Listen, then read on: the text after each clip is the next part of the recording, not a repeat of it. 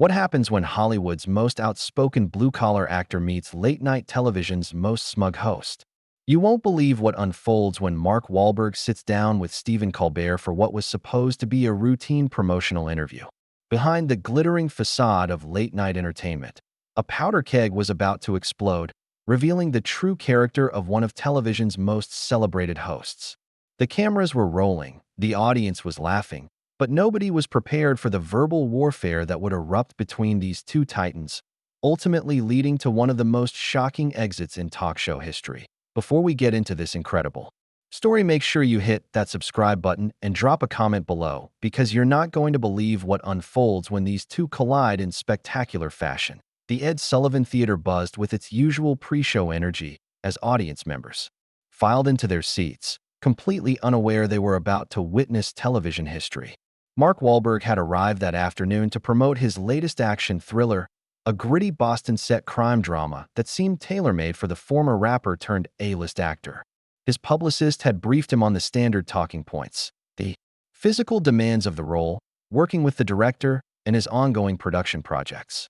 It was meant to be another routine stop on the promotional circuit, the kind of appearance Wahlberg had done hundreds of times before, but Stephen Colbert had other plans brewing behind his trademark glasses and calculated smile. Sources backstage later revealed that the host had been particularly agitated that day, frustrated by recent criticism of his political commentary and falling ratings that had network executives breathing down his neck. The pressure was mounting, and Colbert seemed determined to create a viral moment that would remind everyone why he commanded the late-night landscape.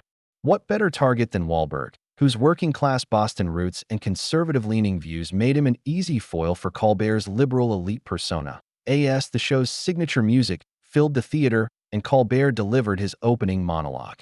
With his usual theatrical flair, there was an unmistakable edge to his performance. The jokes landed with the studio audience, but seasoned observers noticed something different in his delivery, a sharpness that suggested he was priming for conflict. When he announced Wahlberg as his guest, the applause was warm and genuine. Exactly what you'd expect for one of Hollywood's most bankable stars. Wahlberg strode onto the stage with his characteristic confidence, the kind of swagger that had carried him from the mean streets of Dorchester to the heights of Hollywood success.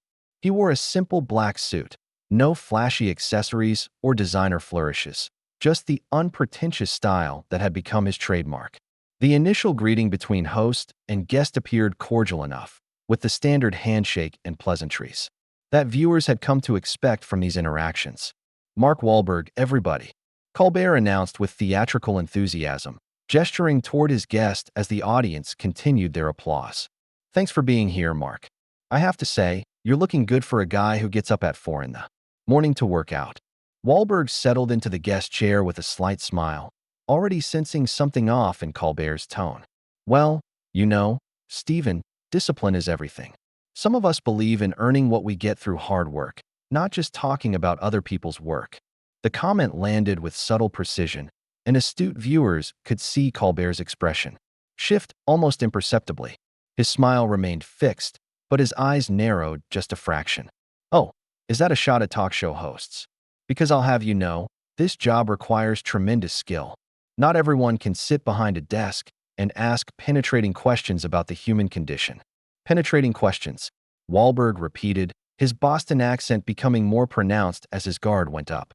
"Come on, Stephen. Most of your questions are just setups for your own political rants. When's the last time you actually listened to an answer instead of planning your next lecture?" The studio audience fell unusually quiet, sensing the shift in dynamics, but not yet understanding the full scope of what was unfolding. Colbert's laugh came out forced and brittle, lacking his usual theatrical warmth. "Well, Mark, some of us believe in using our platform to address important issues rather than just flexing in front of mirrors and pretending to be tough guys from Boston."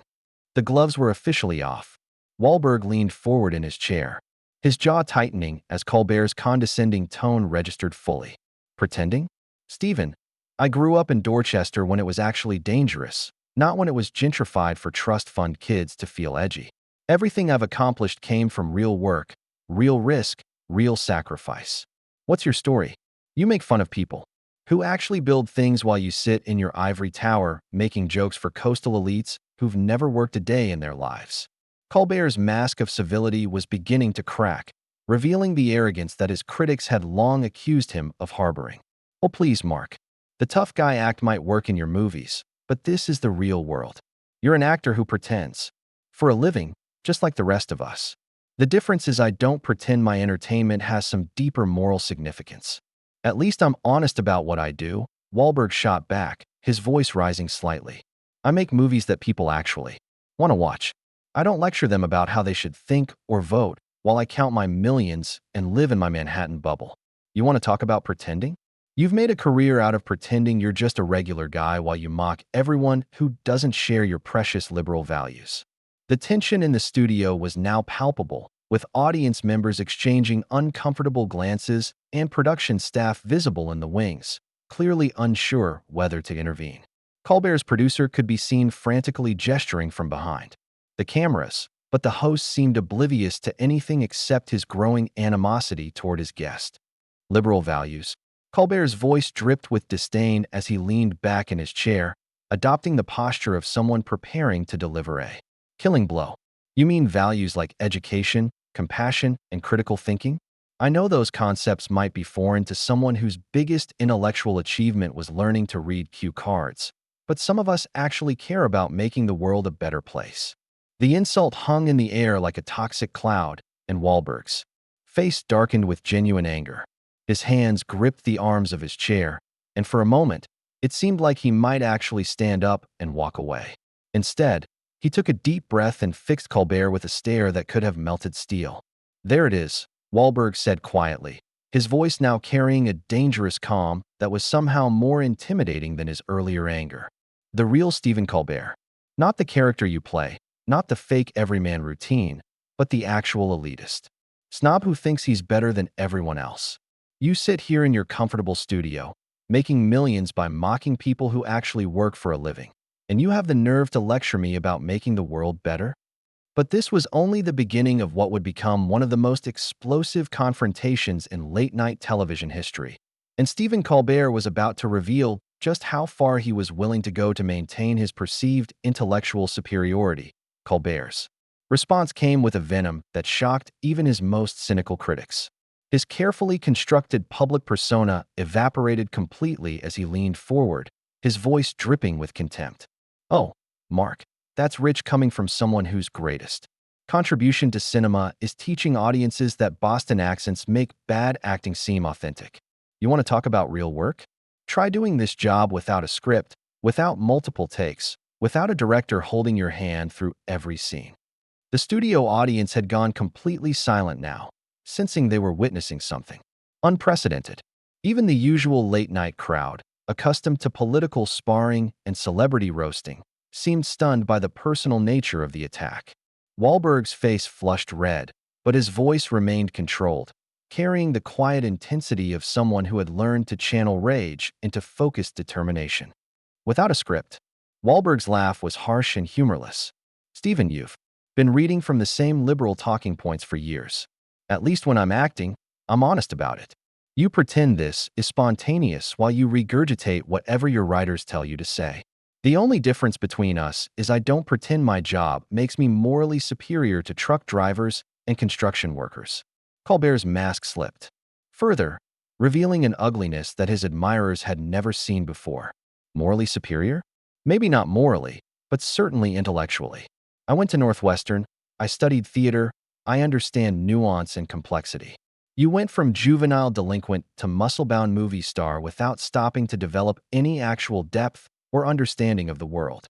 The personal attack struck deep, and Wahlberg's composure finally began to crack.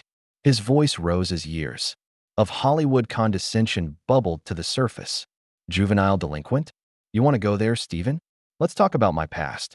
I made mistakes as a kid, real mistakes with real consequences, and I've spent my adult life trying to make amends. I've created jobs, supported my community, and tried to give back. What have you done besides sit in judgment of people like me from your privileged perch?" But Colbert wasn't finished twisting the knife. With a smirk that revealed his true character, he delivered what he clearly thought would be the killing blow. "Well, At least I never spent time in jail for assaulting innocent people. Some of us managed to get through our youth without becoming criminals, Mark. Maybe that's the difference between someone with real character and someone who just plays characters on screen. The reference to Wahlberg's teenage conviction for assault sent shockwaves through the studio. Even the production staff looked horrified at their host's willingness to weaponize a guest's well-documented past mistakes. Wahlberg went rigid in his chair, his hands clenching into fists as he struggled to maintain control. The cameras caught every nuance of his reaction, from the flash of pain in his eyes to the way his jaw worked as he processed the deliberate cruelty of the attack. "You son of a..." Wahlberg started, then caught himself, taking a deep breath before continuing with deadly quiet. "You think bringing up something I did when I was 16 makes you clever? Something I've publicly apologized for? Something I've tried to make right my entire adult life? That's your idea of intelligent discourse?" The audience remained frozen, uncertain whether to applaud, boo, or simply flee. This had gone far beyond the bounds of normal television conflict into something genuinely ugly and personal. Backstage, producers were frantically debating whether to cut to commercial, but Colbert showed no signs of backing down. If anything, Wahlberg's obvious pain seemed to energize him. "I'm just pointing out the contrast, Mark. Some of us believe in accountability, in facing the truth about ourselves and others. You want to attack my character while ignoring your own documented history of violence. That seems like a pretty significant blind spot for someone claiming moral authority." Wahlberg's response came with an intensity that made everyone in the studio lean forward. "Accountability? Stephen, I've been accountable for that mistake every day for 30 years. I've tried to reach out to the people I hurt. I've supported programs for at-risk kids. I've used my platform to talk about the consequences of violence. What accountability have you ever shown for the damage you do every night when you mock and demean people who don't share your worldview?" The host's laugh was sharp and mirthless. "Oh, please, comparing a comedy show to actual assault? That's quite a reach, even for someone with your limited intellectual range. I make jokes, Mark. You put people in the hospital. I was a kid." Wahlberg exploded, finally losing the battle to contain his anger. "A stupid, scared kid from a broken neighborhood who made a terrible mistake. But I grew up. I changed. I became a better person.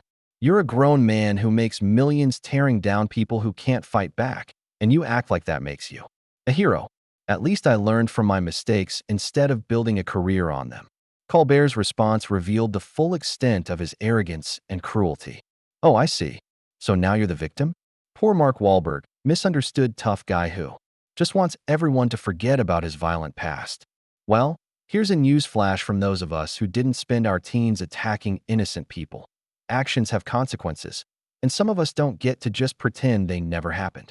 The studio fell into a stunned silence, so complete that the hum of the cameras seemed deafening. Wahlberg stared at Colbert with undisguised contempt, his chest rising and falling as he fought to control his breathing. When he spoke again, his voice was quiet but carried the weight of absolute conviction. "You know what, Stephen? You're right about one thing. Actions do have consequences. And right now, you're showing everyone exactly who you really are.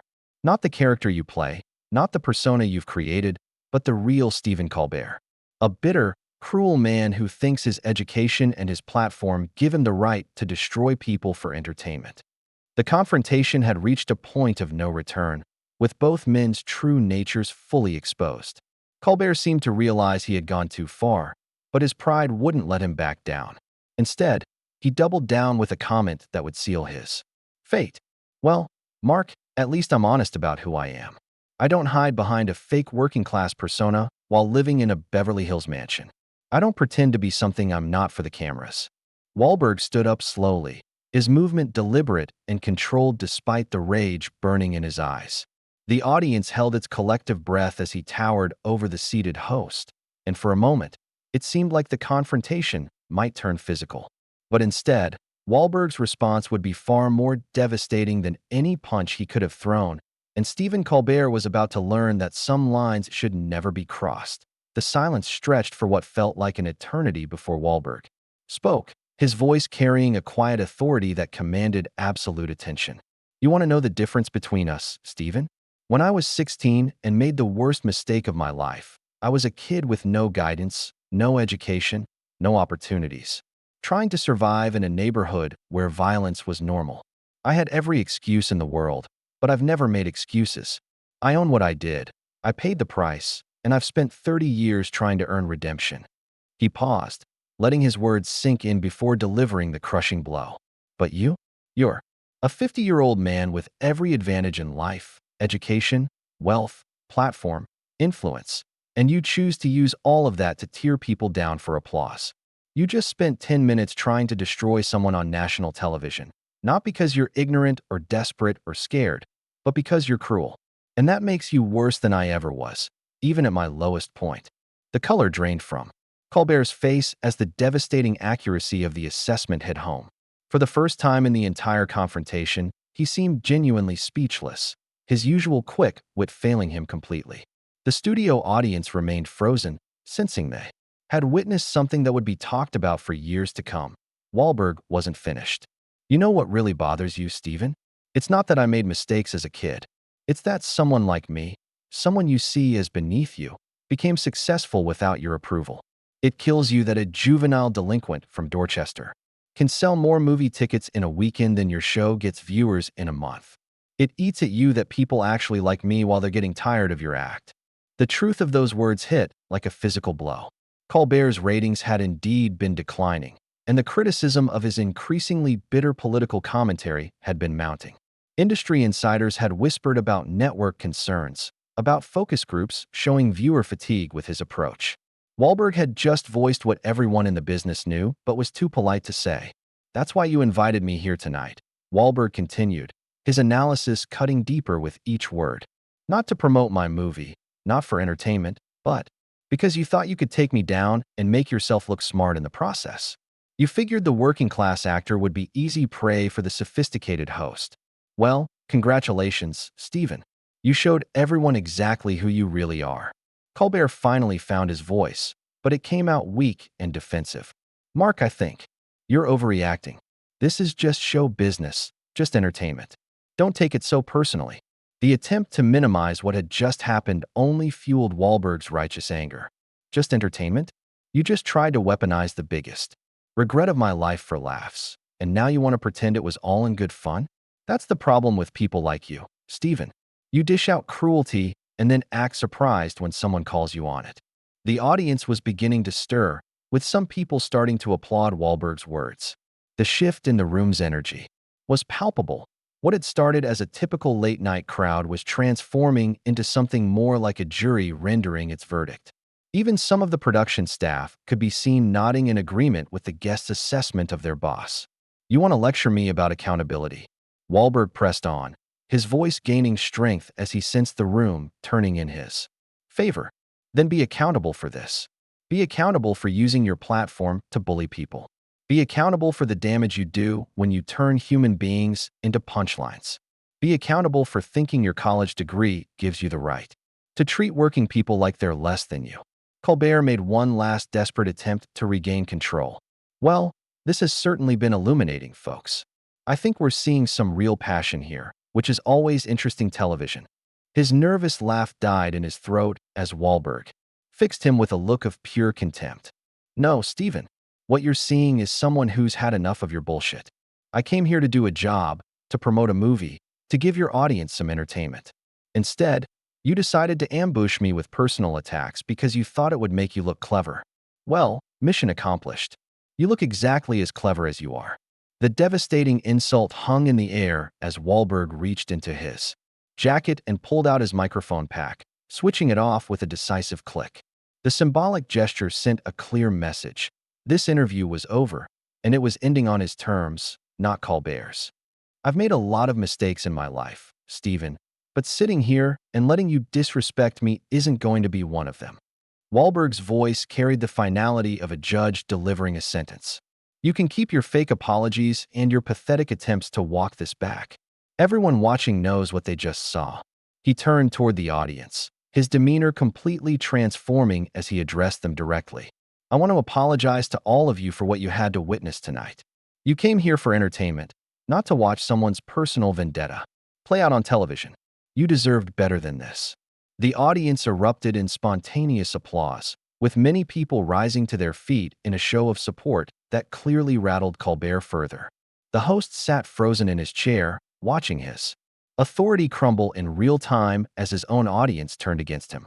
And Stephen, Wahlberg said, turning back to face the now humiliated host one final time. When your ratings tank and the network starts asking questions, remember this moment. Remember that you had a choice between being professional and being cruel, and you chose cruelty. That's on you. Not on me, not on your writers, not on anyone else. That's the real Stephen Colbert, and now everyone knows it.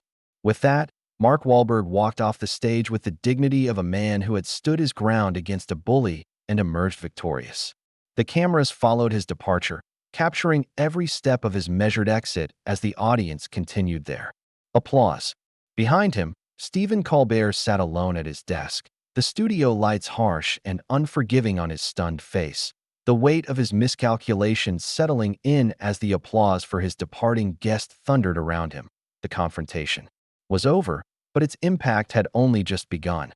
In those final moments, television history had been made, careers had been defined, and the true character of both men had been revealed for all the world to see. The audience filed out, buzzing with excitement and disbelief, knowing they had witnessed something unprecedented, while Stephen Colbert was left to face the consequences of crossing a line that should never have been crossed.